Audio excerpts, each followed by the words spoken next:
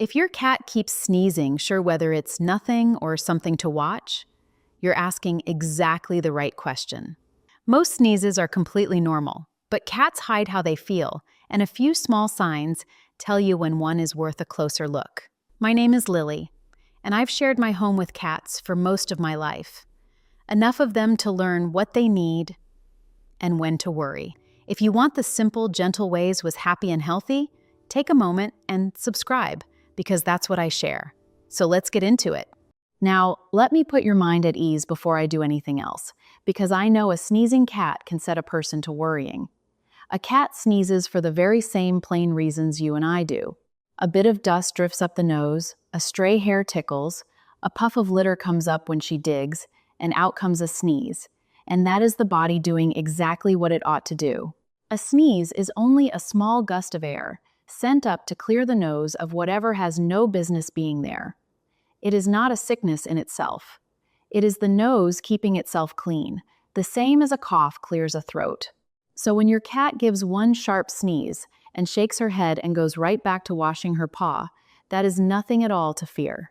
When she has a little fit of 2 or 3 sneezes after she's been rooting around in a dusty corner or digging in fresh litter, that too is nothing. Cats sneeze here and there all their lives, and most of it means no more than a tickle. I have watched cats sneeze at a sunbeam full of dust, sneeze at a flower, sneeze at nothing I could ever name, and carry on perfectly well and happy for years. I think back to a little gray cat I had years ago named Clementine, who sneezed her whole life long and never had a single thing wrong with her. She was a dusty corner cat, always poking her nose where the dust gathered, under the beds and behind the bookcase. And she would come out sneezing like a little pepper pot and then wash her face and curl up content as you please. For the longest while, she had me worried, until I came to see that her sneezing came and went, with nothing behind it but her own curiosity and the dust it stirred up. And then there was another, a big orange fellow named Boone, who sneezed hardly at all in his life, but the one week that he did, he went quiet and stopped his supper, and that was a real cold that wanted the vet. So the same sneeze meant nothing in the one cat and something in the other, and the difference was never once in the sneeze itself. It was in all the rest of them, the eating, the spirits, the eyes, the discharge. That is the lesson those 2 cats taught me, and it is the very lesson I want to hand on to you today. Here is the thing to hold on to, and it is the heart of the whole matter. The sneeze itself is rarely the thing to watch.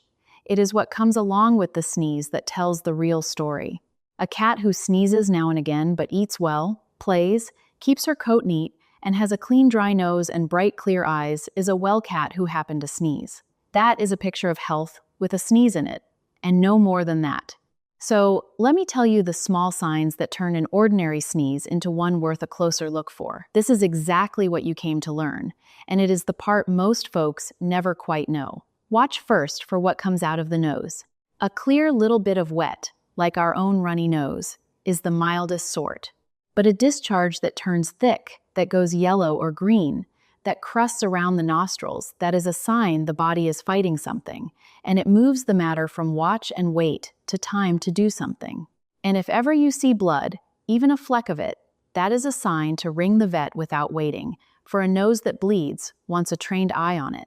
Then watch the eyes, for in a cat, the nose and the eyes are close kin, and trouble in one shows in the other. Weepy eyes, runny eyes, eyes gone red or squinted or gummed shut of a morning, these often ride along with the same trouble that sets a cat sneezing, and they tell you it is more than a passing tickle. And here is why all this watching matters so much with a cat in particular, more than with a dog or with us. A cat is a creature that hides her hurts by her very nature. A way back, a cat that showed her weakness was a cat that got picked off, and that old wariness is bred deep in them still. So a cat will carry a sickness quiet and go about her business, and let on that nothing at all ails her, long past the point where you or I would be flat in bed and complaining of it. That is the whole trouble of it. By the time a cat plainly looks sick, she has often been feeling poorly a good while already, so you cannot wait for her to tell you. You have to watch and read the small signs and know what they mean. That is the kindness a cat needs most from us, and it is why I set such store by these little tells.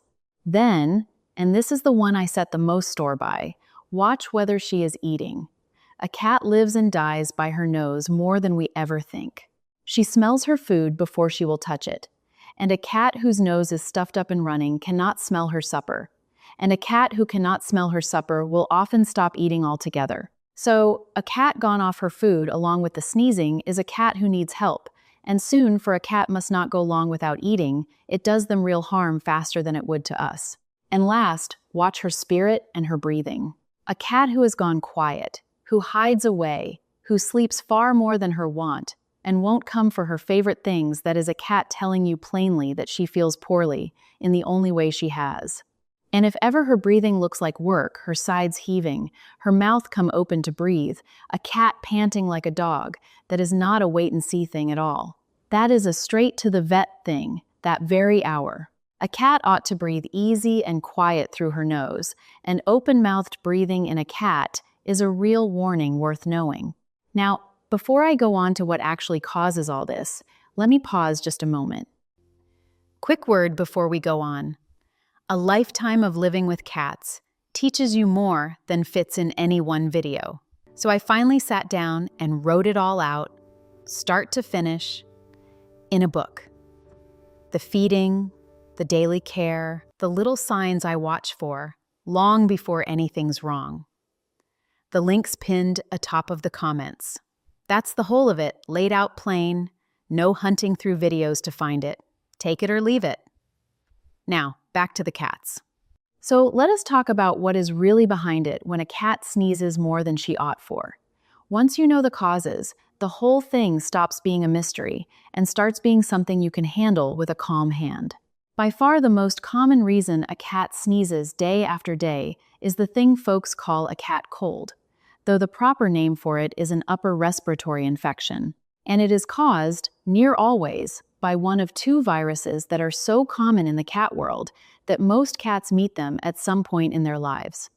One is a feline herpes virus, and the other a calicivirus. Do not let the long names trouble you. What matters is this. These are the cat's version of the common cold. They are terribly common, and they are the reason behind most of the sneezing and the runny noses and the weepy eyes you will ever see in a cat. Now, here is the part about that herpes virus that every cat owner ought to understand, for it explains a great deal. Once a cat has caught it, and a great many cats catch it as kittens, especially the ones that came up rough, from a shelter or a barn or a litter found under a porch, that virus never fully leaves her. It goes quiet, it sleeps, and the cat seems perfectly well for months or even years. And then something stresses her, a move to a new house, a new cat in the home, a stay at the boarding place, a new baby, even just a great upset in her daily routine, and the virus wakes back up, and the sneezing and the runny eyes come right back. It is very like the cold sores some people get. Quiet most of the time, flaring up only when the body is run down or worried. So, if your cat sneezes and weeps every time the household is turned upside down, and then settles again when things calm, that is very likely what you are seeing. And it means that keeping her life calm and steady is not a small thing, it is a real part of keeping her well. These cat colds spread from cat to cat through the sneezing and the sharing of bowls and the mutual washing, so they run especially in homes with several cats and in any place where cats are kept close together. A single cat who never meets another may carry a virus from her kittenhood and flare now and again, but she will not be catching fresh colds. A house full of cats, or a cat who goes outdoors and meets others, has more chance of it going round. But a cat cold is not the only thing that sets a cat sneezing, so let me give you the others, the plainest first. The most everyday cause, and the easiest to fix, is simple irritation, something in the air the cat is breathing that her nose wants rid of. And our homes are full of such things without our ever thinking on it. The dust from a heavy clay litter, kicked up in a cloud every time she digs. Scented sprays and plug-ins and air fresheners, cleaning sprays, bleach, the strong chemicals, perfume and hairspray. The smoke from cigarettes, scented candles and incense, even a fine dusting of pepper or spice drifting up from your cooking. A cat's nose is far keener than ours, and things we scarcely notice can set her sneezing. So if your cat sneezes most, right after you have cleaned, or sprayed, or lit a candle, or right there at the litter box, well, there is your answer, and the fix is simply to take that thing away. Then there is a cause that surprises most folks: the teeth. The roots of a cat's upper back teeth sit very close up against the nasal passages, so close that a bad tooth, an abscess, an infection up in the gum can break through and set a cat sneezing, often with a nasty discharge from just one side. So a cat with tooth trouble, one who drools, who drops her food, who has a foul breath and paws at her mouth, may well be sneezing from it, and that is a vet matter, for the tooth wants proper tending. Now and again, a cat gets something actually caught up the nose. A blade of grass most commonly, or a seed, or a bit of thread. And this one has a particular look to it. It comes on all of a sudden, and it is violent. A cat with a thing caught up her nose will sneeze hard and over, pawing at her face, plainly distressed, where a moment before she was fine. That sudden fit of desperate sneezing is not a cold coming on slow. It is very often something lodged up there that wants a vet to look and gently take it out. And then there are the serious causes, the ones I will not frighten you with, but will not hide from you either, for you trust me to tell you straight. In an older cat especially, a sneezing that will not quit, along with a discharge from one nostril, only one side, not both, and worst of all, any blood in it, can be a sign of something growing up in the nose. A polyp, which is a growth that is not cancer and can often be dealt with, or, less often, a tumor that is. There are fungal infections too that settle in the nose and cause the very same. I tell you this not to send you into a fright over an ordinary sneeze, but so you know the one pattern that must never be shrugged off. A persistent sneezing, from one side, with blood or thick discharge, in an older cat that earns a vet visit, and not next month. Now the part you have been waiting for, the do this of it. When your cat has one of these common colds and the vet has looked her over, or when the signs are mild and you are minding her at home, here is the gentle care that truly helps her through it. None of it costs much, and near all of it is comfort for a cat cold, like our own, mostly wants easing while the body mends itself. The first and the best is steam. A stuffed-up cat breathes easier in moist, warm air, for it loosens all that is clogged up in her nose. You need not do anything clever. Just take her into the bathroom with you, run a hot shower so the room fills up with steam, and let her sit in it with you 10 or 15 minutes, a couple of times a day. The damp, warm air loosens the congestion and lets her breathe and eases her more than you would think. And a little humidifier running near where she sleeps does the very same slow good through the night. And mind the dry air of winter, besides, for when the heat comes on and dries a house out, a cat's nose dries along with it, and a dry nose is a cross nose, quicker to crack and get irritated and set her sneezing. That is another reason a little humidifier through the cold months earns its keep. It keeps the air from going bone dry and keeps her poor nose comfortable. Next, keep her face clean and comfortable. When the discharge dries and crusts around her nose and eyes, it cakes up and troubles her, and a cat who feels crusted and miserable feels worse than she needs to. So take a soft cloth dampened with warm water and gently wipe away the crust from her nose and the corners of her eyes, as often as it gathers there. It is a small kindness that makes her far more comfortable, and it keeps her breathing and her seeing clear. Then take away every irritant you can while she is poorly. Switch to a low-dust litter, the kind that does not cloud up when she digs. Set aside the scented sprays and the candles and the harsh cleaners for a while. Do not smoke around her. Give her poor nose the cleanest, plainest air you can, so that it is not fighting the whole room on top of the cold. But here is the one that matters most, and the one I want you to hold on to. Keep her eating.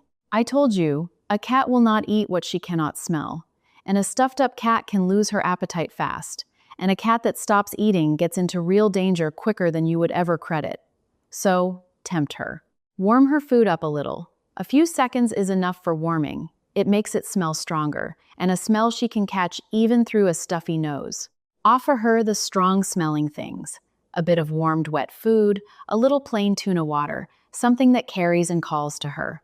A cat who has gone right off her food, who will not eat even the warmed and the tempting for a whole day, is a cat who needs the vet, plain and simple. Do not, whatever you do, let a cat go on and on not eating. Keep her water fresh, and near her too, for she wants to stay watered through it all, the same as we do with a cold of our own. Now, you will hear a great deal about a supplement called lysine, an amino acid some folks give for the herpes flare-ups. I will be honest with you, the way I always am. For years, it was passed hand to hand as a sure help, and many still swear by it to this day. But the careful studies since have come out mixed at best, and some found it did no good at all. I will not tell you it is a miracle, for that would not be true. If your vet suggests trying it, there is little harm in it, but do not lean on it in place of the real care, and do not let it keep you from the vet when the vet is what is wanted. The steam, the clean face, the tempting food, the calm, quiet house, those are the things that truly earn their keep. And that brings me to the plainest and most important word of all. So hear me close, for I would not forgive myself if I sent you off thinking a bad case could be nursed at home. There is a line, and on the far side of it, home comfort is not enough, and a cat wants a vet. Let me draw that line clear for you. Ring the vet when the discharge from her nose or her eyes goes thick and yellow or green, for that means an infection that may want real medicine. Ring the vet the very moment you see blood. Ring the vet if she stops eating, or even eats far less, for a day that one alone is enough. Ring the vet if she goes dull and listless and hides herself away, if she runs a fever, if she feels hot and low and unlike herself. Ring the vet at once, that very hour, if her breathing is labored, if she is breathing open-mouthed or panting, or her sides are working hard.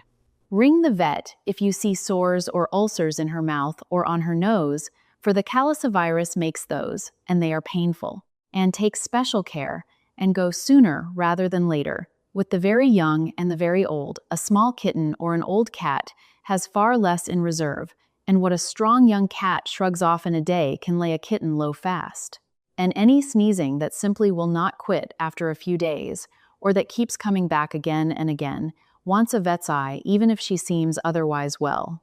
None of this is meant to frighten you. Most sneezing cats are perfectly fine and mend on their own with a little easing. But knowing that line, knowing when comfort is enough and when it is not, is the whole of caring for a cat well, and it is exactly what you came here to learn. Let me leave you with a word on keeping it from coming round in the first place, for prevention is always the kindest medicine there is. The core vaccines your vet gives a cat, the ones they call the FVRCP guard against the very viruses behind most of these colds. It will not always stop a cat catching them altogether, but it makes the illness far milder when it does come, and that is no small thing at all. So keep her up to date on it. Keep her life calm and steady, for you will remember that stress is the very thing that wakes those sleeping viruses. A cat who lives an even, unbothered life, with her routine kept and her small world secure around her, flares up far less than one who is kept anxious. And if you bring a new cat home, keep the newcomer apart from the others a good week or two at first, and watch her, for a new cat can carry a cold in with her and pass it round before you would ever know it was there. A little patience at the start saves a deal of trouble later on. Keep the litter clean, the bowls washed, the air fresh, the home free of smoke and harsh sprays. A clean, calm, plainly kept home is a healthy one for a cat, and it does more good quietly than any bottle of anything on a shelf. So there is the whole of it. A sneeze, most of the time, is only a sneeze, a bit of dust, a tickle, the nose keeping itself clean, and nothing in the world to fear. It is what rides along with it that tells the tale. The thick discharge, the weepy eyes, the going off her food, the low spirits, the labored breath. Mind those. Ease her with the steam and the clean face, and the tempting warm food and the calm, quiet house. Keep her vaccines current and her life steady, and know the line where home comfort ends and the vet begins. Do that, and you will carry your cat through most any little cold she ever catches, and catch the rare serious thing early, when catching it early counts for everything.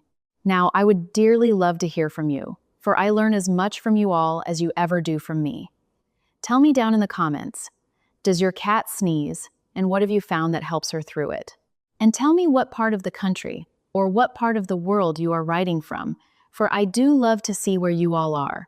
I read every one. And next time, I want to sit with you about a cat's eyes, the weeping and the squinting and the gunk of a morning. What is nothing, and what is a sign, and the gentle ways to keep those bright eyes clear.